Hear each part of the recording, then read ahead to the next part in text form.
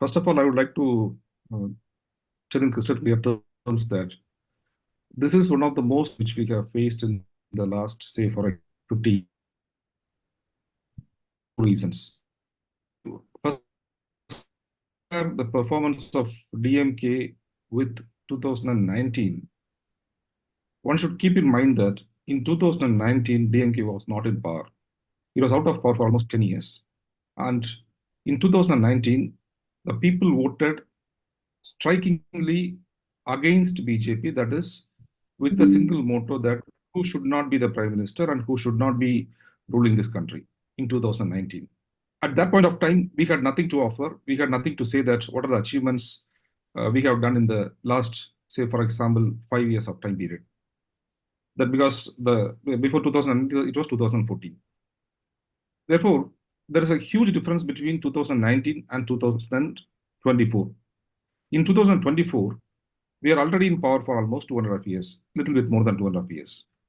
And in these 2.5 years, we have given stability to the state of Tamil Nadu, because when our leader took over, particularly when DMK took over from ADMK, the state was in deep debt. The state was having a debt of almost 5 lakh crore rupees. And it was, the whole world was suffering from pandemic, and there were no policy decisions. There was complete infighting within the ADMK as to who should become the chief minister, whether it is OPS or EPS, and what is the role of BJP. The state was in a complete disarray. So in the last 2.5 years, the DMK under the Honorable Chief Minister has delivered a remarkably significant rule under the tagline, what we call it as the Dravidian model, with inclusive policies.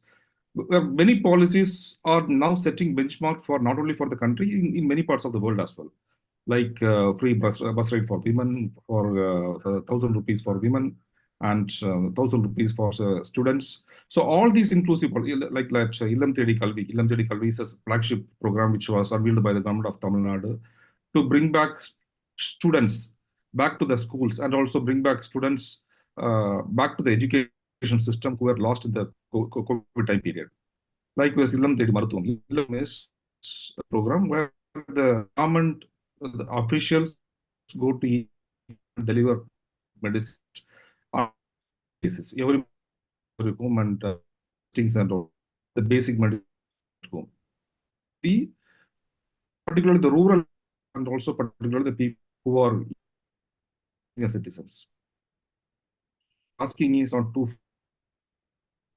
The complete misrule of BJP, because BJP has become like particularly the Honorable Prime Minister Narendra Modi has kind of fascist role model. Therefore, election is to throw out BJP, because BJP should not come to power. If BJP come to power, then the concept of India may not exist, because the cultural and social fabric of this country is already lost under Modi's regime. And even with respect to policies, whether it is GST or demonetization or electoral bond, the corrupt policies like electoral bonds, BJP's policies are just, it is nothing but a crony capitalistic policies to help help the Prime Minister's friends at the cost of the common man, and to establish a hate-filled Hindu Rashtra. It shouldn't be called as a Hindu Rashtra, because they even does not have any affinity towards Hinduism. They're just making Hinduism as a vehicle to cling on to power. That we will come to later. So the motto of this particular election is, on the ideological front, it is twofold. One is the opposition for BJP, the opposition for Modi, who should not be the prime minister, because we don't believe in who should be the prime minister. Let us be very clear. Anybody can be a prime minister. We are the first people to say that there is no need for a prime minister real face, because even in the past, in the national level itself, even in the past, we have got many prime ministers who are not declared as a prime minister. Manmohan Singh is an example. Narasimha Rao is an example. These are all highly successful prime ministers. So there is no need for us to have a prime minister even before elections. But the election should be fought in a way that who should not be the prime minister. That is our single motto. Here, the Modi should not be the prime minister, and BJP should not be ruling this country. That is agenda number one. The policy number two is, what are the good things which we have done to the state? So these two combined together, today what we are saying is a cakewalk for us, and we are not seeing any opposition in the state of Tamil Nadu. Particularly if we see the opposition, The opposition, the third point, is in a complete disarray. The ADMK is split into multiple factions. It is EPS faction, OPS faction, T.T.V, Dinagaran faction. So ADMK does not have, even the ADMK cadres are completely disillusioned to vote for whom. And T.T.V Dinagaran, who was once upon quite a popular guy, who was arrested by BJP, whose political career was completely decimated by Prime Minister Modi, he is today with the NDA.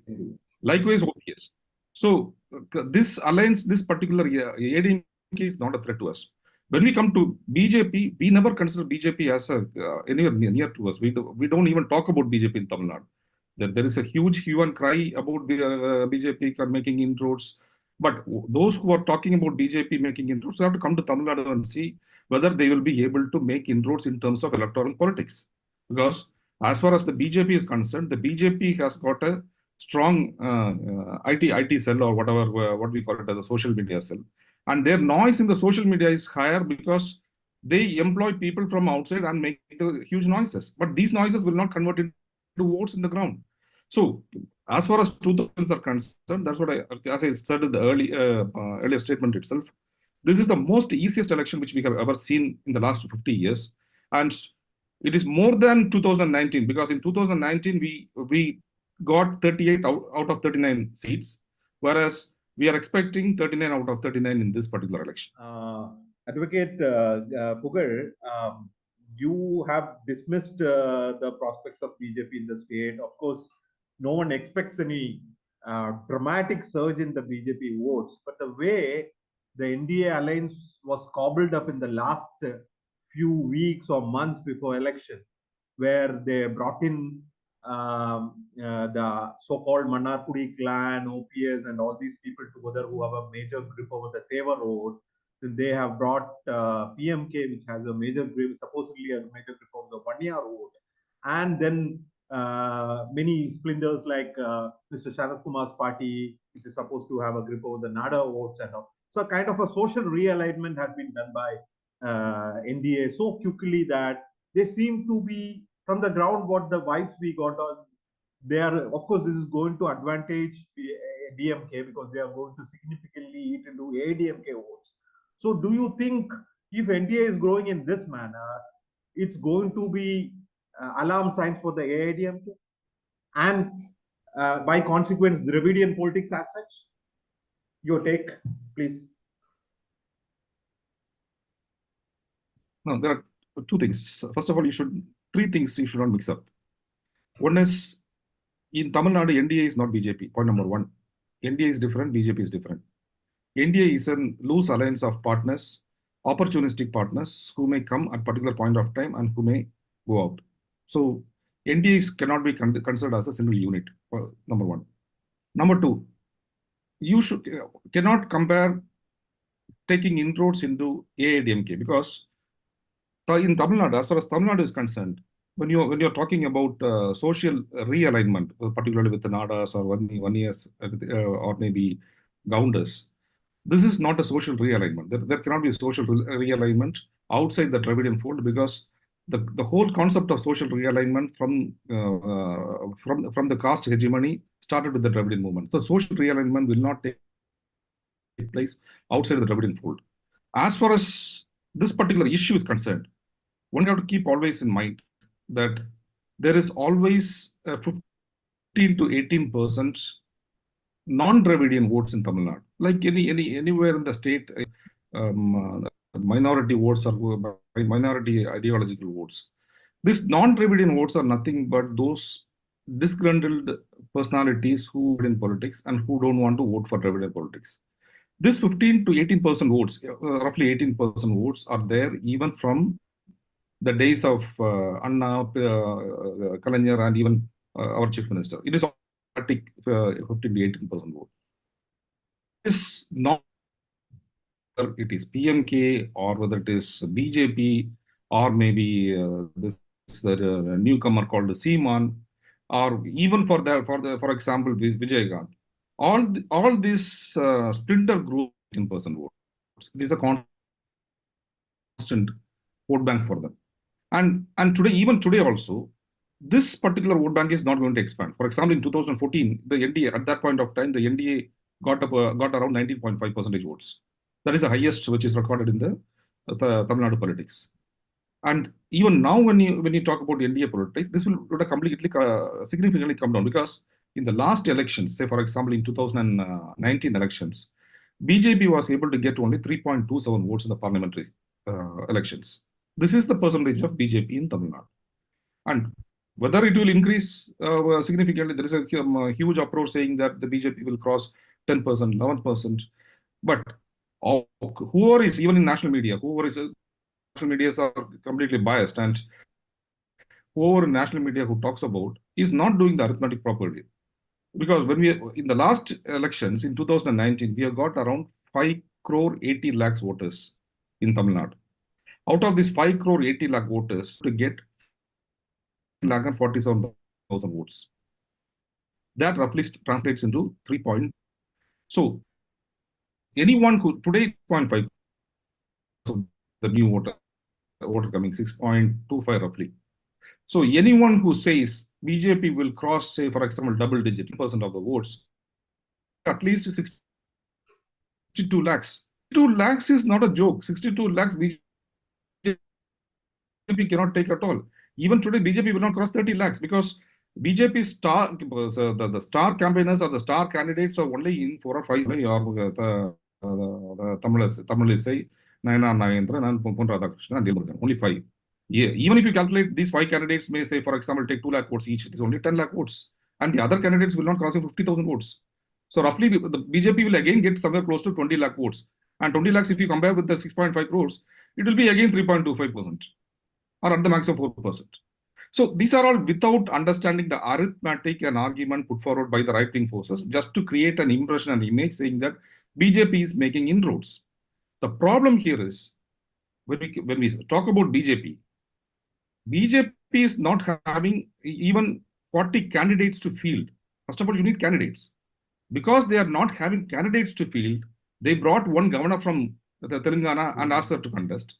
Yeah. And they made a union minister who was recently reappointed to Rajya Sabha, and he was L. Murugan, who was made to contest in Nilagiri, and the state president of BJP is also contesting. And Advocate Puhazh, you gave a very interesting image about this so-called hype about NDA surge in the state. As you rightly said, NDA is not BJP, but all the other parties who were either part of the Dravidian family or had their own distinct identities. So you say that there is a lot of hype by the national media about BJP making huge inroads into Tamil Nadu. But from the ground, we see at least some of these candidates, like, for example, Mr. Annamalai, the chief of BJP in Tamil Nadu, said to be covering a lot of ground in Coimbatore. Mr. Dinagaran, and even from some DMK and AIADMK cadre on the ground, I heard that Dinagaran is doing quite well in what do you say, Teni. We don't know the chances of OPS, but Dharmaburi, at least, which is a PMK stronghold, we heard that PMK's candidate is going to make possibly be winning. Then there is Mr. Nayanar Nagendran being talked about in Tirunelveli. So a handful of candidates from NDA are within what you say hitting distance of winning. So if that is really happening, how do you look at the way it is going to affect Tamil politics? Because we all realize that it is going to actually drastically affect AIADMK. But how is DMK going to look at this NDA surge in this state, and particularly these constituencies which I talked about? First of all, this is a complete misreading of the ground reality, because when we speak about Annamalai, or maybe when we speak about L. Murugan, or maybe even Nayanar Nagendran, or Tamilisai, Dinagaran is not this one. The star candidates of the so-called star candidates of BJP. One have to understand one thing in mind. The whole thing is media hyped, particularly by the North Indian media, particularly by the English media, the biased English media. Because the BJP in the state of Tamil Nadu does not have enough candidates to contest. We got 40 seats. They do not have even 40 candidates. So they are borrowing candidates from other states. For example, the state of Karnataka. They brought in, they made him as the chief of BJP here in Tamil Nadu, making him to contest. As far as Tamilisai is concerned, she was the governor of 2 states, and she was asked to. Likewise, L. Murugan is a sitting union minister who has been renominated to the Rajya Sabha just a month before. So since they are unable to find out a candidate, they asked him to contest again. In Naina Nagendran, yeah, he's an MLA, sitting MLA. And in spite of he being a sitting MLA, he is asked to contest again. So they're not having even candidates. These are all the things which one have to keep in mind. And as far as Tamil Nadu is concerned, Tamil Nadu is a large state which has got 88,000 polling booths. To man the polling booth on the election day alone, per polling booth at least, that means 9 lakh party men should be on the ground. BJP is not having it. That is the reality. But here the ground reality is Annamalai is going to lose the deposit. Even if he gets the deposit, he will be coming at third. He will not even come second. Okay. That is the reality.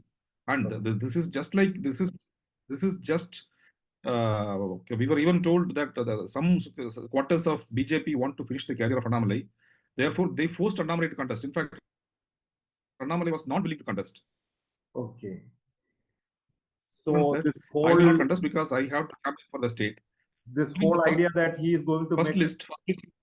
One second. Yeah. Even in the first list, Annamalai's name was not there. Only in the second list, he was forced by some people to contest by convincing the national leadership, saying that if the state president is not contesting, the party with candidates will not get morally. So, because their idea is, if they push Annamalai to Coimbatore and if he loses the election, his political career is finished. So it is an internal ball game, internal politics within the BJP. That is it. We do not care about Annamalai or El Murugan, or we don't have anything for them. And as far as BJP eating into ADMK's votes are concerned, see, the Dravidian votes will never shift to BJP because both are two contradicting ideologies. Yeah. ADMK's hardcore ADMK vote never will go to BJP. What BJP is trying to do is, BJP is trying to split ADMK into multiple factions, and if BJP feels that if one of the factions are like the T.T.V, or maybe OPS join together with BJP, they will get votes. But on the contrary, here the politics is over aligned with BJP, they will be committing a ceremonious political suicide. That is the end of it here. Yeah. So BJP is not a competitor, and we are not seeing BJP as a threat. BJP cannot replace Dravidian politics in Tamil Nadu. But that's a very good point to stay on that. But so do you think, because you think there is a strong Dravidian political base in Tamil Nadu, which a North Indian Hindi belt party cannot easily breach.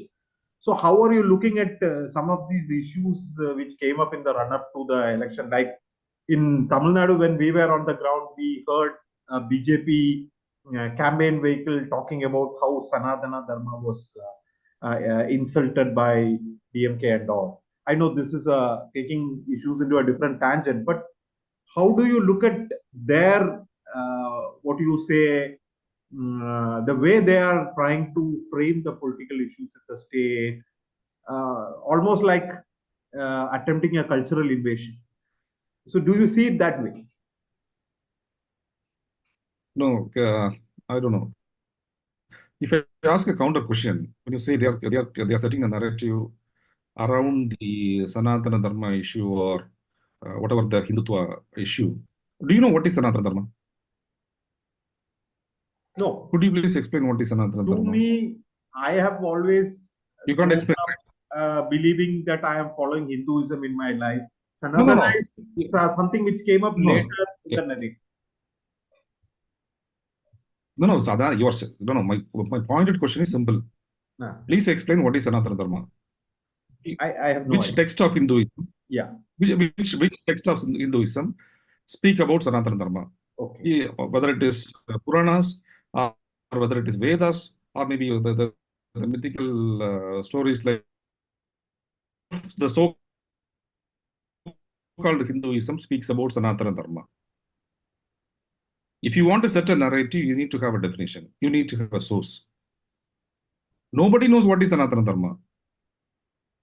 Everyone comes up with a kind of hypothetical or mythical definitions, which is not acceptable in Tamil Nadu, because the Tamil Nadu, the politics is different. Tamil Nadu, the Dravidian politics is completely a rational politics. Man is being converted into a rational human being. That is the idea of Periyar. That is the idea of Dravidian politics. Rationalism, in the words of Dr. B.R. Ambedkar, is nothing but challenging the hegemony of the mythical Shastras and the scriptures of the so-called Hinduism, because this so-called Hinduism is non-scientific through scientific methods. So you go to even a common man in Tamil Nadu, they will talk about rationalism. Here, everyone is a Hindu. 89% of the population is, unlike, say, for example, West Bengal, or unlike Uttar Pradesh, where you have got large Muslim population. We have got only 6% Muslim population, and we have got only 2% Christian population. And the remaining 98% are Hindu. Sorry, 92% are Hindus here. But still, why BJP is unable to sell this narrative of Sanatana Dharma? Because here it is being hair splitted into with the lens of the rationalist thinking.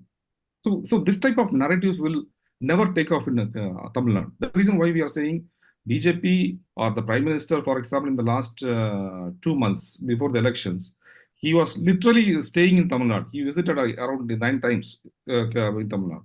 But there's no impact. It will not make any impact at all.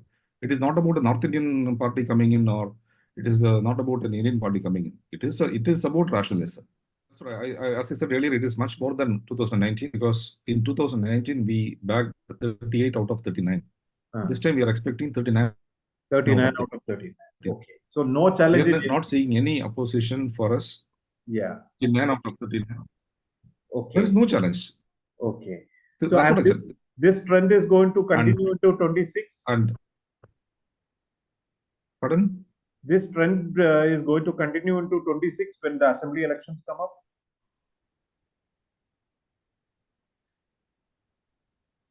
Yeah, naturally, the natural corollary, because once this myth about BJP is busted, even the so-called NDA partners will not align with BJP, because they will be committing a political suicide. So naturally, they also will get out of the NDA alliance.